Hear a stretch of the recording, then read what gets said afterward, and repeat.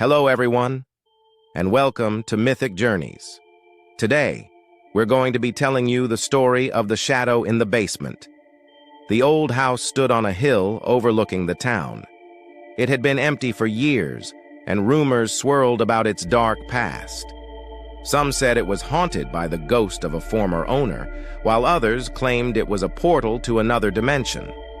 One day, a young couple named John and Mary decided to move into the house. They were drawn to its charm and character, despite the rumors. They didn't believe in ghosts, and they were confident that they could fix up the house and make it a home. On the day they moved in, John and Mary were excited to start their new life. They began unpacking their belongings and exploring the house. Everything seemed fine at first, but as the sun began to set, they noticed something strange. A dark shadow moved across the wall of the basement stairs. It was fleeting, but John and Mary both saw it. They dismissed it as a trick of the light, but the shadow returned the next night, and the night after that. John and Mary started to feel uneasy. They decided to avoid the basement, but the shadow followed them upstairs. It would appear in their bedroom doorway or flicker across the living room wall. John and Mary tried to ignore it, but it was getting harder and harder to do so. One night, John woke up to find the shadow standing at the foot of his bed. It was taller than a man, with long, spindly limbs. Its eyes were two glowing embers, and its mouth was twisted into a cruel smile. John screamed in terror, and the shadow disappeared. He woke Mary up, and they both agreed that they had to leave the house. They packed their things and left the next morning without even looking back. But the shadow wasn't done with them yet. It followed them to their new home, and it continued to torment them. It would appear in their bedroom at night or whisper in their ears during the day.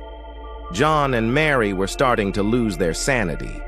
One day, Mary decided that she had had enough.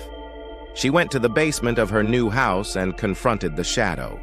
She demanded that it leave her and John alone. The shadow laughed. It said that it was too late for that. It had already claimed their souls. Mary screamed, and the shadow lunged at her. It wrapped its spindly arms around her and began to choke her.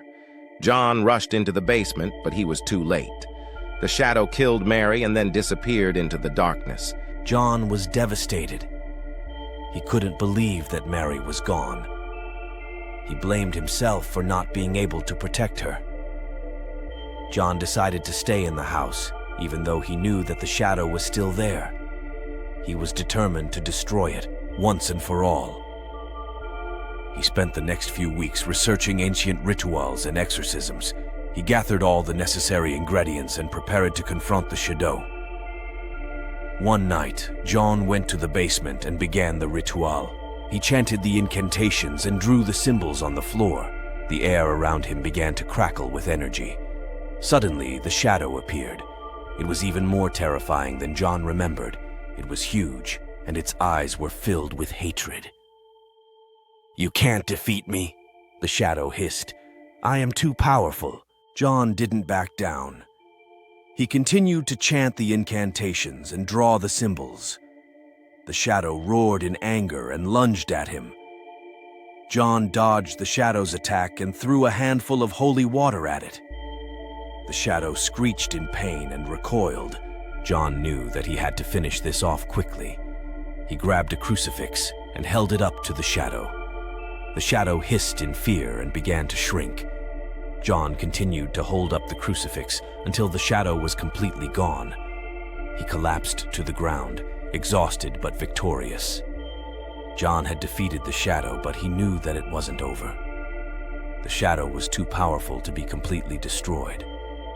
It would be back someday. But for now, John was safe. He had saved his own life and the life of his beloved Mary. He knew that she would be proud of him.